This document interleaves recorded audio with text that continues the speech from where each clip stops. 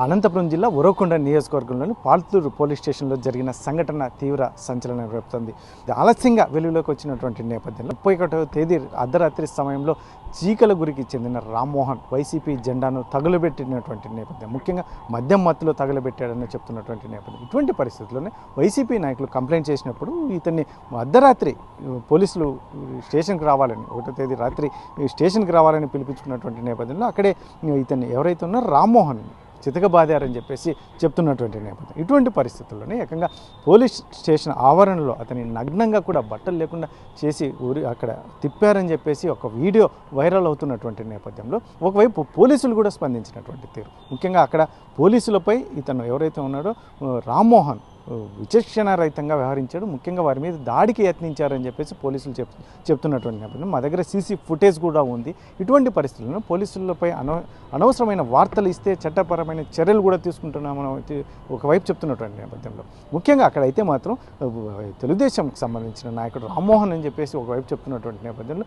YCP జెండాని కాల్చినటువంటి నేపథ్యంలో అది కోర్టుకు పెట్టాలి, లేదంటే ఏదైతే విచక్షణారహితంగా దాడి చేసి బట్టలు లేకుండా కొట్టడం ఏంటి అని చెప్పేసి చాలామంది నాయకులు అసలు ఆందోళన వ్యక్తం చేస్తున్నటువంటి నేపథ్యంలో మరి ఈ పోలీసులు అయితే చెప్తున్నటువంటి వెర్షన్, మా దగ్గర సీసీ ఫుటేజ్ కూడా దానికి సంబంధించి ముఖ్యంగా అతను పోలీసుల మీద దాడికి దిగిన యత్నానికి సీసీ ఫుటేజ్ కూడా ఉందని చెప్తున్నటువంటి నేపథ్యం. మరి ఇటువంటి పరిస్థితుల్లో ఏకంగా పోలీస్ స్టేషన్ ఆవరణలో నగ్నంగా తిప్పాల్సిన అవసరం ఏమొచ్చిందని చాలామంది జిల్లా వ్యాప్తంగా చర్చించుకుంటున్నటువంటి నేపథ్యంలో మరి ఇది ఎక్కడికి దారితీస్తుంది చూస్తుంటే ఏకంగా వైసీపీ నాయకులు బలవంతంగా ఈ రామ్మోహన్ మీద ఖచ్చితంగా పోలీసులు దాడి చేయాలి, ముఖ్యంగా అతన్ని చిత్రహింసలకు గురి చేయాలని ఒత్తిడి తీసుకొచ్చిన నేపథ్యంలోనే ఈ సంఘటన అంతా జరిగిందని చెప్పేసి ఒకవైపు రామ్మోహన్ వర్గీయులు చెప్తున్నటువంటి నేపథ్యంలో, ముఖ్యంగా అతని కుటుంబ సభ్యులైతే మాత్రం మమ్మల్ని మొదటి నుంచి వైసీపీ వచ్చినప్పటి నుంచి కూడా పూర్తిగా ఏదైతే ఉందో మా కుటుంబాన్ని టార్గెట్ చేశారని చెప్పేసి అతని భార్య కానీ అతని బంధువులు కానీ ఒకవైపు చెప్తున్నటువంటి నేపథ్యం.